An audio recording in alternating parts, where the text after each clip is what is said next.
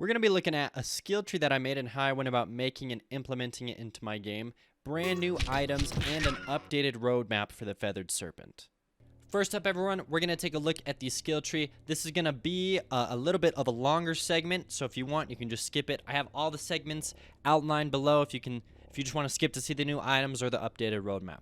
But here is the new skill tree, and I'm going to walk you through it. I do have to turn off my camera here, but don't worry. I promise I'm still doing all the hand motions, okay? This entire skill tree has been broken up into 6 different, stats or sections, and then the 2 different weapons that you'll be using in the Feathered Serpent. Most of these are super self-explanatory, but I'm still going to walk through them. First up is the damage tree. These first 4 upgrades your damage by 0.25, so you can get to a total of 4.5 instead of 3.5. The next up is increase attack damage while airborne. This is a really cool effect because as long as I'm airborne, I'm going to be doing 2 extra damage. So it really encourages movement, and it encourages you to not just sit there and aim at someone from far away. It encourages this movement, this constant jumping. I really like this mechanic. Lastly is an additional item choice in treasure rooms. That one is very significant. That's going to allow you to craft builds. We'll be taking a look at that a little later, but it's honestly one of the better upgrades. Next up, we have the attack speed tree. Very simple. It's just going to increase your attack speed by 0.5. It's noticeable, but not overpowered for sure. Next up is projectile speed. Now, when I was implementing this skill tree, it required about 4,000 to 5,000 lines of brand new code, because I had bullet speed as a local variable instead of a global variable. That basically means that I wasn't really planning on having any item or skill tree adjust bullet speed, and I was just doing it manually in code for very one-off instances and items. But now that it is a global variable, I had to go change a lot of code, fix a lot of old spaghetti noodle code in order to get this implemented, and that's honestly the case for a lot of these upgrades. Increase the chance to reset attack cooldown by 1%. This just means that I have the chance to shoot out 2 shots instantaneously. As you heard there probably, it just boom, shoots 2 out really fast. The same with the sword, it will hit twice really fast. It's just a little thing. It's not super overpowered, but it can, they add up. These things will put you over the edge. They give you the competitive advantage. Next up, we have the crit tree.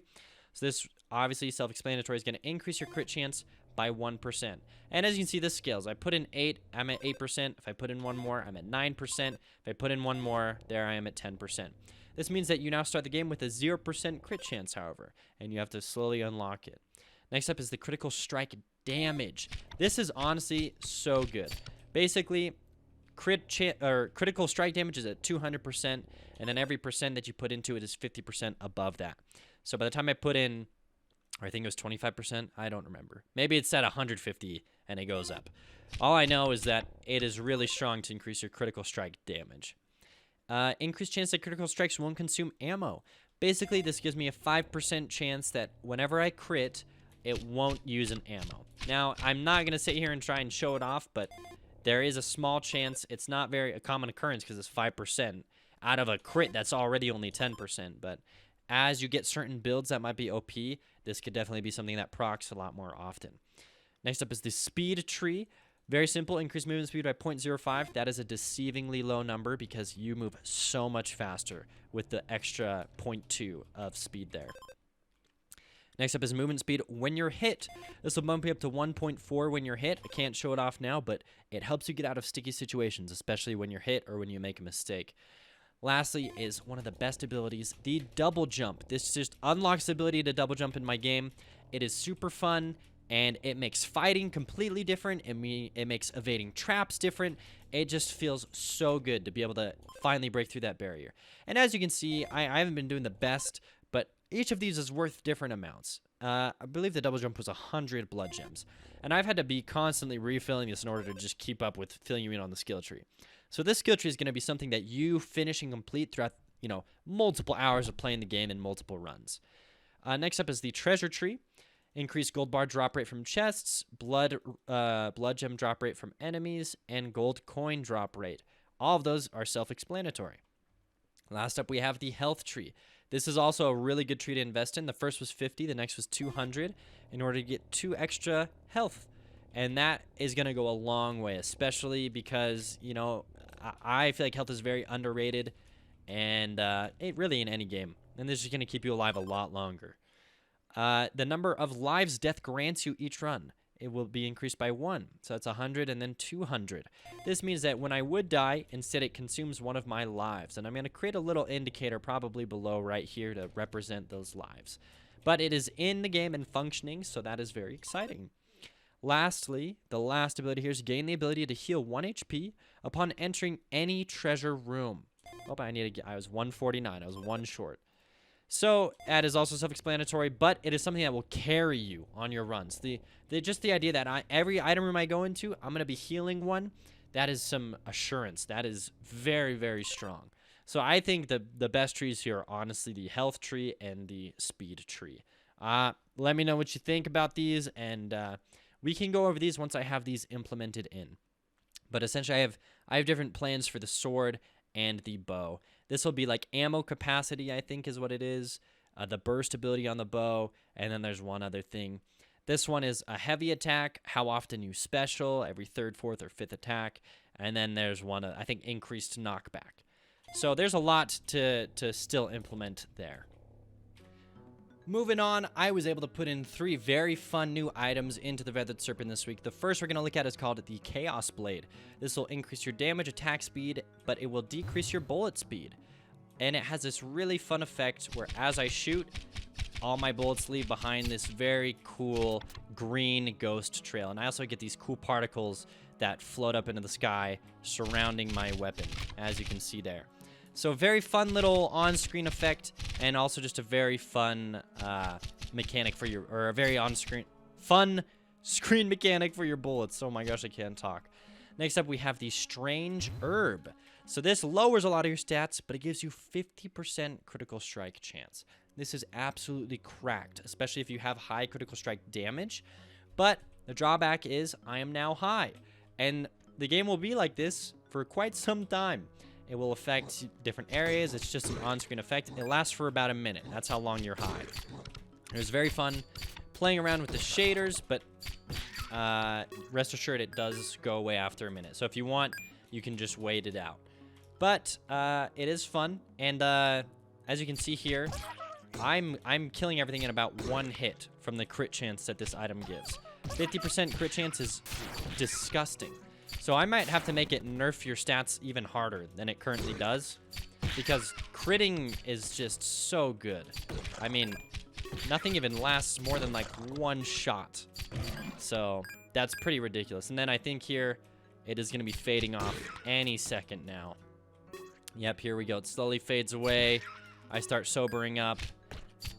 And there we go. Look at that.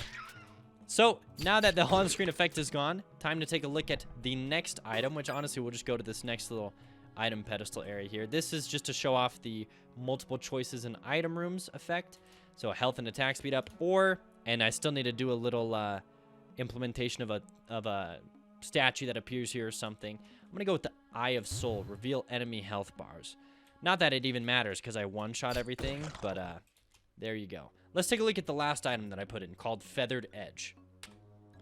Alright, we have a whole long line of worms here, but it doesn't matter. As you can see there's the item. It is called Feathered Edge. This adds a very cool feather fall mechanic to all of your projectiles. And when you kill enemies, they will explode out feathers, as you can see here. Now, this is just a very fun on-screen effect, but the stat upgrades from this are also very good. As you can see now, we have a lot of damage, very high attack speed, and very high crit chance. The items that I added in this week definitely focused around crit chance. But I really like how this effect looks. Honestly, like if you get shooting a lot of them, it can be pretty fun to look at. But I do want to optimize it a little more because it can cause some slowdown on machines. That is an issue, but it is so much fun. I love the combination of all the effects here, and I really love these items that I've put into the game. This is the updated roadmap. When I replanned everything out and condensed everything down, I tried to make it a lot more organized and leveled out. It turns out I think I'm only 50% done with the game, so I pushed myself back to 50%. The old roadmap, which was here, had a lot of weird boxes in it that I've now condensed down. For example, the first 8 of these in the forest are now condensed down into one box here. And I try to make all the boxes, require the same amount of effort or time. I think each of them are about 5 to 6 hours. Really, it's anywhere from 3 to 6 hours to complete any one of these boxes. As it pertains to the Demo and Demo Plus, the yellow highlighted boxes are all that I need to get done for a normal demo, and the darker orange would be a very polished looking demo. And so that's the goal, is to go for Demo Plus, but I have to prioritize the yellow boxes first. So hopefully we'll have a lot of those checked off by next week. This right here is going to be the updated... Oh, hello, it was just there a second ago. Why did it go away? Hello? Hold on. It literally was just there. Okay, right here. This is going to be the updated boss and how he's going to look. I love the new design a lot more than the current design. I think it feels a lot more like a giant lizard man. So this is idle animation. This is going to be his walk animation that I have ignored. This is him charging up his attack. These are just rough block-ins, I guess you could say. So he's going to pull his arms back and then stab forward if you walk near him. This is him when he picks up his boulder. He'll bend down, grab the boulder, lift it up behind him, and then he's going to throw the boulder forward. This is the first start of his jump animation. He's going to jump, and then that's really it. And I would love to show off, because I have done a couple of these animations just to see what they look like.